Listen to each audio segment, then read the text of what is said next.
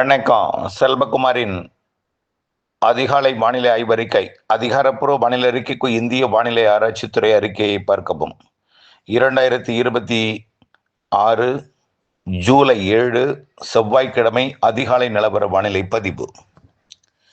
வானிலை அமைப்பு நேற்று முன்தினம் ஒடிசாவின் பாலாசூர் அருகே கரை கடந்த ஆழ்ந்த காற்றழுத்த தாழ்மண்டலம் செயலிழந்து காற்றழுத்த தாழ்மண்டலமாக ஜார்க்கண்ட் மற்றும் சத்தீஸ்கர் இடைப்பட்ட பகுதி வழியாக உத்தரப்பிரதேசம் மத்திய பிரதேச பகுதியை நோக்கி நகர்ந்து கொண்டிருக்கிறது ரொம்ப மெதுவாக. பருவமழை முன்னேற்றம் தற்பொழுது உத்தரப்பிரதேசத்தோட மேற்கு பகுதி மற்றும் குஜராத்தோட தெற்கு மற்றும் குஜராத்தில் தொடங்கிவிட்டதுனாலாம் இன்னும் ராஜஸ்தான், பஞ்சாப், காஷ்மீரோட மேற்கு பகுதி எல்லாம் தொடங்கணும். பருவமழை முன்னேற்றத்திற்கு சாதகமாக காற்று சுழற்சி மகாராஷ்டிர கரையோரம் நீடித்து மும்பை, சூரத் உள்ளிட்ட பகுதியில் வெள்ளப்பெருக்கு ஏற்படுத்தி கொண்டிருக்கிறது. இது தொடரும் இன்னும் 2 நாட்களுக்கு. இந்த நிகழ்வு பாகிஸ்தான் எல்லையோரம், அதாவது டெல்லியை தாண்டி செயலிழந்த பிறகுதான் இந்த மகாராஷ்டிரா மழை நிற்கும். உடனடியாக அடுத்த சிஸ்டமும் உருவாக போது ஒடிசா கடலோரம், அது வேற. இதனிடையே பசிபிக் பெருங்கடலில் சூப்பர் புயல் 200 மைல் வேகத்தில் கிட்டத்தட்ட 300 கிலோமீட்டர் வேகம் கொண்ட ஒரு சூப்பர் புயலாக உருவெடுத்து தாய்வானை தாக்கப் போகுது. தாய்வானோட வட கிழக்கு பகுதியை தாக்கி, வடக்கு பகுதியை தாக்கி, பிறகு சீனாவை தாக்கப் போகுது. என்னைக்கு தாக்கப் போகுதுன்னா 10-11 தேதிகளில். இன்றைக்கு தேதி 7, இன்னொரு 3 நாளில் தாக்கப் போகுது. ஆக இன்றைக்கு இருக்கக்கூடிய அதாவது வட இந்திய நிலப்பகுதியில் நீடித்து கொண்டிருக்கூடிய காற்றழுத்த தாழ்மண்டலம் தான் பாலக்காட்டு கணவாயில் கடுமையாக காற்று இருக்கிறது. இது வழக்கமாக உள்ளது தான். எப்பெல்லாம் சிஸ்டம் ஒடிசாவில் உருவாக்கி உள்ளே போகுதோ அப்போல்லாம் இந்த பாலக்காட்டு கணவாயில் காற்று வலுப்பெறும். அங்கே குளிர்விக்கும் அமைப்பு எதனை இருந்தால் மழையை பிடிவித்து காற்றோட வேகத்தை குறைக்கும் ஈரப்பதமான காற்றா வரும். நேற்றைக்கு வறண்ட காற்றா வலுவாக வீசி கொண்டிருக்கிறது பாலக்காட்டு கணவாய், ஆரியங்காய் கணவாய், ஆரல் வயமொழி கணவாய், மைசூர் வழியாகவும்.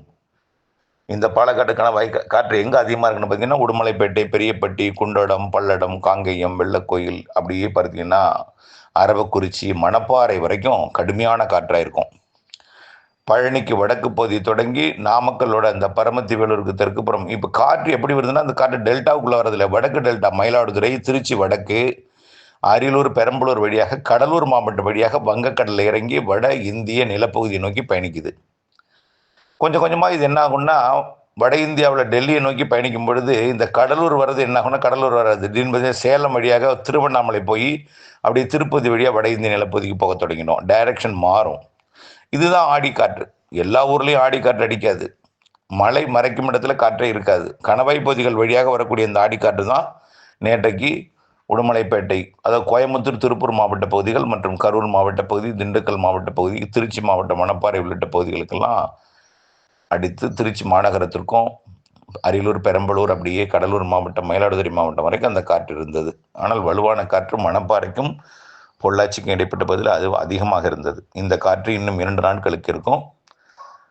அதற்கப்புறம் என்ன செய்யும்னா பசிபிக் பெருங்கடல் நிகழ்வு நோக்கி காற்று போகும். அதுக்கப்புறம் செயலிழக்கும். அந்த 10ஆம் தேதி அல்லது 11ஆம் தேதி அந்த பசிபிக் பெருங்கடல் சூப்பர் புயல் செயலிழக்கும் பொழுது வேகமாக டைட்டாக ஓடிட்டு இருக்க காற்றுல திடீர்னு என்ன ஆகும், தரை ஏறும் பொழுது அதுக்கு அதோட சக்தி, அது சுழற்சியோட வேகம் குறையும் பொழுது காற்றோட ஓட்டத்தில் டக்குன்னு ஒரு தேக்கம் ஏற்பட்டு, ஒரு காற்றில் ஒரு முறிவு ஏற்பட்டு, ஒரு தொய்வு ஏற்படும் பொழுது மழை பொழிவுக்கு சாதகம் ஏற்படும். மாலை இரவு இடிமழை பொழிவு 10ஆம் தேதி மாலை இரவு அல்லது 11ஆம் தேதி மாலை இரவு வெப்பச்சலன இடிமழை பொழிவு.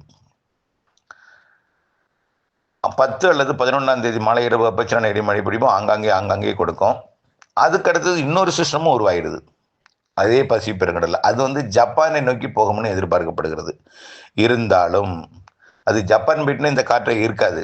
கொஞ்சம் இந்த பசிபிக் பெருங்கடலோட பிலிப்பைன்ஸுக்கு வட கிழக்கு புறம் இருக்கும் வரைக்கும், தைவானுக்கு நேராக கிழக்கு புறம் இருக்கும் வரைக்கும் இந்த காற்று போகும். ஜப்பான் போயிட்டுன்னு அந்த காற்று இந்த காற்று எடுக்காது. அப்படியே இந்த காற்று விடுபட்டுரும். ஆக இதன் காரணமாக வரக்கூடிய 19ஆம் தேதி வரைக்கும் காற்று திசை மாறி இருக்கும். 18ஆம் தேதி வரைக்கும் காற்று திசை மாறி இருக்கும். ஏற்கனவே நம்ம சொன்னோம் ஏற்கனவே நம்ம சொன்னோம். 10 நாள் இடைவெளி கொடுக்கும் அப்படின்னு சொல்லியிருக்கிறோம் ஏற்கனவே. இன்றைக்கு தேதி 7, 8 தேதி வரைக்கும் இந்த பருவமழை லேசாக இருக்கும்னா, நேற்றைக்கு கூட நீலகிரியில் மழை இருந்தது. ஆனால் இன்றிலிருந்து இருக்காது, தீவிரம் இருக்காது. இன்றிலிருந்து எத்தனாம் தேதி வரைக்கும்னா 18ஆம் தேதி வரைக்கும் பருவமழை தீவிரம் இருக்காது. இடையில ஒரு 10, 11 இந்த 2 நாள் மட்டும் வெப்பச்சலன இடிமழை பிடிப்பு தமிழ்நாட்டில் ஆங்காங்கே கிடைக்கும். 10 இல்லாட்டி 11. இந்த மழையை எதிர்நோக்கி இருப்பவர்களுக்கு 10, 11 நம்பலாமா அப்படின்னு நம்ப முடியாது. ஆங்காங்கே ஒதுக்கி தான் பெய்யும், பரவலாக பெய்யாது, ஆனால் பெய்யும். அறவே இல்லாமல் இருக்கக்கூடிய மழை ரேடாரை பார்த்தீங்கன்னா அங்கங்கே பெய்வதை காணலாம். உங்கள் ஊருக்கும் கூட பெய்யலாம், அல்லது உங்கள் ஊரை ஒதுக்கலாம். இப்படித்தான் இருக்கும்.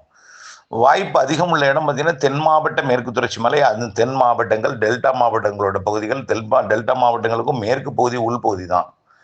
புதுக்கோட்டை, சிவகங்கை, மதுரை, திண்டுக்கல் மாவட்ட நத்தம் பகுதி, அப்படியே திருச்சி மாவட்ட பகுதி, அப்புறம் அப்படியே ஈரோடு மாவட்ட பகுதி, நாமக்கல், சேலம் மாவட்ட பகுதி, பெரம்பலூர், அரியலூர் மாவட்ட, திருச்சி மாவட்ட பகுதி, அப்படியே கள்ளக்குறிச்சி, திருவண்ணாமலை, விழுப்புரம், கடலூர், இந்த மாவட்டங்களுக்கெல்லாம் ஆங்காங்கே வரக்கூடிய 10 இல்லைன்னா 11ஆம் தேதி மாலை இரவு கொடுக்கும். அதுக்கடுத்து 19ஆம் தேதிக்கு மேலே தான். அதுக்கப்புறம் அடுத்த சிஸ்டம் கேரள கடலோரத்தில் காற்று குவிதலை ஏற்படுத்தும். 19ஆம் தேதியிலேருந்து காற்று குவிதலை ஏற்படுத்தும். ஒடிசாவில் அடுத்த சிஸ்டம் உருவாகும், பருவமழை தீவிரமடையும். ஒன்னே ஒன்று சொல்கிறேன் கேளுங்க.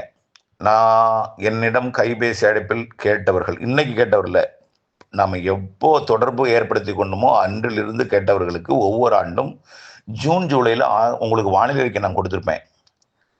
அந்த கேட்கக்கூடிய கேள்விக்கு நான் வானிலையில பதிவும் கொடுத்துருப்பேன். எப்படி கொடுத்துருப்பேன் பார்த்தீங்கன்னா, பருவமழை தொடங்கும் பொழுது கேரளாவில் மழைப்பொழிவு கொடுக்கும்.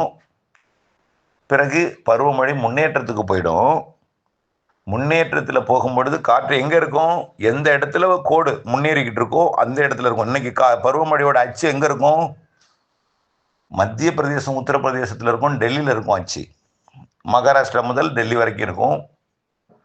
அதே போல் மேற்கு வங்கம் முதல் இமயமலை வரை இருக்கும், அங்கே தான் இருக்கும். இந்த பருவமழை பாகிஸ்தான் போய் அங்கே இருக்கக்கூடிய அந்த 42, 43, 44 டிகிரி செல்சியஸ் வெப்பத்தை தணிப்பதற்கு, குறைப்பதற்கு அங்கே மழைப்பொழிவை ஏற்படுத்தி பருவமழையை தொடக்கிய பிறகு, அங்கே பாகிஸ்தான் குளிர்ந்த பிறகு, ராஜஸ்தான் குளிர்ந்த பிறகு தான் காற்று இங்கே திரும்பும். புரியுதுங்களா? அது வரைக்கும் பருவமழை எங்கே இருக்கும், முன்னேற்றத்தில் தான் இருக்கும். பருவமழை முன்னேற்றத்தில் இருக்கும். ஆகவே நம்ம உங்கள்கிட்ட சொல்லியிருக்கேன் சார், பருவமழை இப்போ பெய்யாது. பருவமழை தொடக்கத்தில் ஒரு மழை பெய்யும், அதுக்கப்புறம் இடையில சின்ன சின்ன சிஸ்டம் ஏதாவது மழைப்பொழிவை கொடுத்தாலும் வலுவான பருவமழை, அணைகளை நிரப்பும் மழை ஆகஸ்டில் தான் பெய்யும்னு அப்பவே சொல்லியிருப்போம். ஒவ்வொரு ஆண்டும் சொல்லியிருக்கோம் உங்களுக்கு.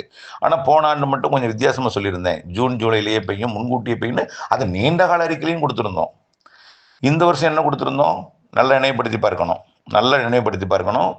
ஜூன் இறுதியில் பருவமழை கொஞ்சம் கொடுக்கும், ஆனால் அது உங்களுக்கு மனதை திருப்தி கொடுக்காது, ஆனால் நம்பிக்கை கொடுக்கும். சொன்னா இல்லையா, அது பெஞ்சுதா இல்லையா? கடந்த சில நாட்களாக சாரல் மழை நீலகிரி மாவட்டத்தில் கூட 8 சென்டிமீட்டர் 10 சென்டிமீட்டர் வரைக்கும் மழை பொழிவை கொடுத்துச்சு. அவளாஞ்சில்லாம் வால்பாறையில் 5 சென்டிமீட்டர் வரைக்கும் கொடுத்து, கன்னியாகுமரியில் கொடுத்து. அது நம்பிக்கை கொடுக்கும், பெய்யும் என்ற நம்பிக்கை கொடுக்கும். அதற்கு பிறகு தொய்வடையும் 10 நாள்னு சொன்னோம். அந்த 10 நாள் முடிஞ்சு 18ஆம் தேதி தொடங்கணும். இன்னைக்கு 19ஆம் தேதி தொடங்கணும்னு சொல்லியிருக்கிறோம்.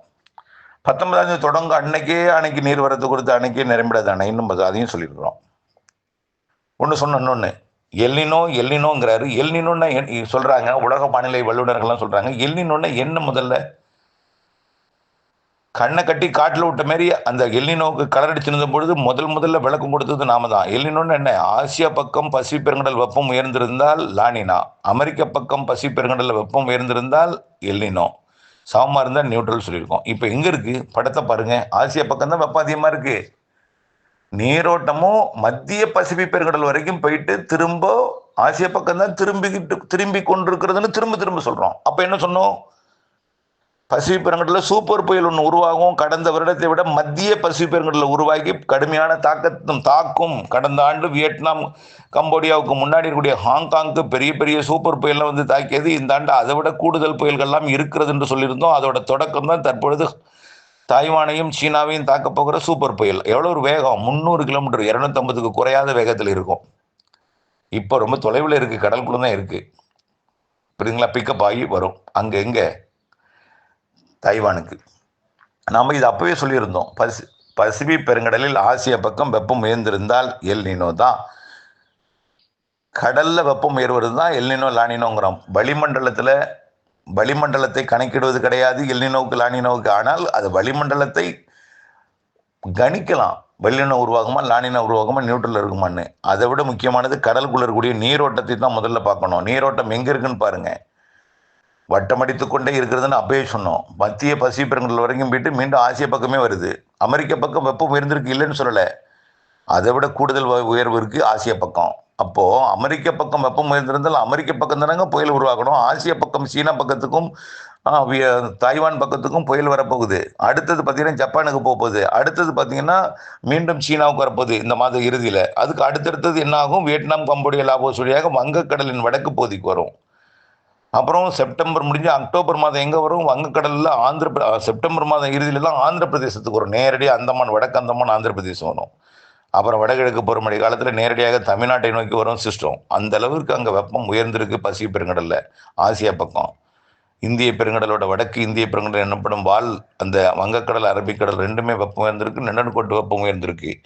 இதனால கண்டிப்பாக பருவமழை தாமதமாக பொழியும், வலுவாக பொழியும், நிரப்பும் மழை இருக்கு. வடகிழக்கு பருவமழை அதிகமாக இருக்கு. அதிகமாக இருக்குன்னு நம்ம திரும்ப திரும்ப சொல்லிட்டுருக்கோம். போன ஆண்டு உலக வானிலையாளர்கள் எல்லாமே வங்கக்கடலில் ஒரு புயல் உருவாகி மலேசியா நோக்கி போகும் அப்படின்னு சொல்லிட்டு இருந்தாங்க. நாம் ஒன்று இப்படியும் நடக்கலாம், இலங்கையை கடந்து வடக்கு தெற்காக குறுக்காக கடந்து இலங்கையை பாதிப்பு ஏற்படுத்தலாம்னு அறிக்கை போட்டோம். எல்லாரும் அப்போ கேட்குறாங்க, அப்போயே மறந்துடுறாங்க, அப்போயே தூக்கி போட்டு மிதிச்சிடுறாங்க. அதுதான் ரொம்ப கஷ்டமாக இருக்குது. நம்ம ஒவ்வொரு ஆண்டும் சொல்கிறது இதுதான். பருவமழை தொடங்கும் பொழுது பொழியல்னா போயிட்டு தான் வரும். சரி, வெப்பம் இவ்வளோ அதிகமாக இருக்கே, அப்போ உண்மை தானே அது லானினாங்கிறது, சரி மன்னிக்கவும், எல்னினோங்கிறது, சூப்பர் எல்னினோங்கிறது. பொதுவாக எப்போவுமே தென்மேற்கு பருவமழை தீவிரம் இல்லாத பொழுது வெப்பம் அதிகமாக தான் இருக்கும். சூரியனின் குத்துக்கதிர் ஜூன் 21 கொல்கட்டா உள்ளிட்ட அந்த வட இந்திய பகுதியில் விழும். அதாவது கடகரேகையில் விழும். ஜூன் 21 விழுந்து இப்போ எங்கே நோக்கி திரும்பி இருக்கு? ஜூலையில் தெற்கு நோக்கி திரும்பி இருக்கு. ஆகஸ்ட் மாதம் தமிழ்நாட்டில் விழும் சூரியன் குத்துக்கதிர். 2வது கோடை என்பார்கள் ஆகஸ்ட் புரட்டாசிய. பிறகு செப்டம்பர் 21 நிலநடுக்கோட்டுக்கு போகும். நம்ம தாண்டி தெற்கு நோக்கி போகும் சூரியன் குத்துக்கதிர். டிசம்பர் 21 மகர ரேகை, மகர சங்கராந்திக்கெல்லாம் எங்கே விழும்? தெற்கே விழும். எங்கே? மடகாஸ்கர், மொரீஷியஸ் பகுதியில் போய் விழும்.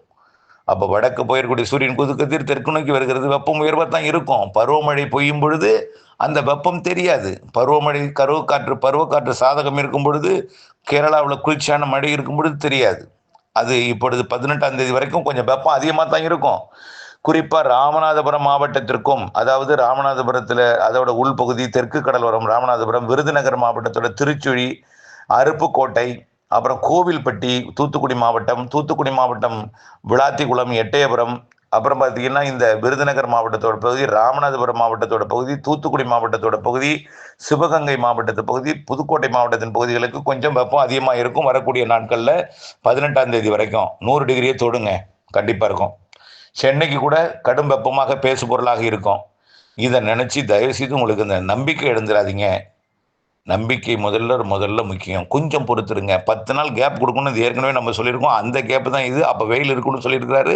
சூரியன் குத்துக்கதிர் வடக்கு போயிட்டு தெற்கு போகிற வழித்தடத்தில் இருக்கிறோம். அதனால வெப்பம், பருவமழை தீவிரம் இல்லாதனால வெப்பம் நினைக்கணுமே தவிர, உடனே போய் அவங்க சொன்னது ஆமாம் எல்னினோன்னு சொன்னாங்க, சூப்பர் எல்னினோன்னு சொன்னாங்க, ஆமாம் குளம்லாம் வர போகுது, வறட்சி வரப்போகுது, தாங்க போகுது முடியதில்லை, அப்படி இப்படின்னு சொல்லி உங்களுடைய மனதை கெடுத்து கொள்ளாதீங்க. தயவுசெய்து பொறுமையாக இருங்க. ஆகஸ்ட், செப்டம்பர், அக்டோபரில் நிறைய மழை இருக்குது. ஜூலை 19க்கு அப்புறம் மீண்டும் பருவமழை தொடங்கும். வெப்பம் தனியும். தென்மேற்கு பருவமழை கேரளாவில் தீவிரமடையும். ஜூலையை விட ஆகஸ்ட் அதிகமாக இருக்கும். ஆகஸ்ட்டை விட செப்டம்பர் அதிகமாக இருக்கும். செப்டம்பரை விட அக்டோபர் அதிகமாக இருக்கும். அக்டோபர் 18க்கு மேலே வடகிழக்கு பருவமழை மிக மிக அதிகமாக இருக்கும். இப்போ செப்டம்பர், அக்டோபர் வெயிலுக்கு பின் மழை. ஜூலை, ஆகஸ்ட், செப்டம்பர் வெயிலுக்கு பின் மழை. தென்மேற்கு பருவமழை கேரளாவில் இருக்கும். பொறுமையாக இருங்க. பருவமழை பாகிஸ்தானில் தொடரட்டும். பாகிஸ்தானில் தொடங்கட்டும். பாகிஸ்தானில் மழை பொழியட்டும். பாகிஸ்தானில் மழை பொழிந்த பிறகு காற்று திசை மாறி கேரளா பக்கம் வரும். அப்பொழுது பருவமழை தீவிரமடையும். கண்டிப்பாக கொஞ்சம் பொறுமை காக்கணும். எப்பொழுதுமே ஆகஸ்ட் ஆடிப்பெருக்கு ஆகஸ்ட் 3க்கு தான் கேரளாவில் பருவமழை, கர்நாடகாவில் பருவமழை தீவிரமடையும். அதற்கு பிறகுதான் நமக்கு தண்ணீர்லாம் வரும். இந்த ஆண்டு கொஞ்சம் 15 நாள் தாமதம் அடையும் அது என்பது தான் நம்ம சொல்லிகிட்டே இருக்கோம். இன்னைக்கு இல்லை நீண்ட கால அறிக்கையில் இதுதான் அறிக்கையாக சொல்லிட்டு இருக்கோம். தயவு செய்து வெயிலை கண்டு எல்னினோவோ ஓஹோ செப்டம்பர் அக்டோபர் பயங்கரமாக வாட்டுமோ அப்படின்னு மனதை போட்டு குழப்பிக்காதீங்க. தயவுசெய்து இந்த 18ஆம் தேதி வரைக்கும் பொறுமையாக இருந்துக்கணும். அதை நம்ம ஏற்கனவே சொல்லியிருக்கிறோம். 10 நாள் கேப் விடும்னு ஏற்கனவே நீண்டகால அறிக்கையிலேயே ஜூன் மாதமே சொல்லியிருக்கிறோம். இந்த அறிக்கையிலேயே சொல்லியிருக்கிறோம். இந்த ஜூலை மத்தியில் இடைவெளி விடும். அது நீண்டகால அறிக்கையில் நல்லாவே தெளிவாகவும் சொல்லியிருக்கிறோம். இடைவெளி விட்டு இருக்கும்னு. அந்த இடைவெளி தான் இது. மீண்டும் மழைப்பொழிவு தொடங்கும், தீவிரமடையும். ஆகஸ்ட், செப்டம்பர், அக்டோபர், நவம்பர், டிசம்பர்லாம் அதிகமாக இருக்கும். இணைந்திருங்கள். தயவுசெய்து குழப்பிக்கொள்ள இது நம்பிக்கையுடன் இருங்கள். அப்டேட்ஸ் பார்த்திருப்பது அவசியம். நன்றி.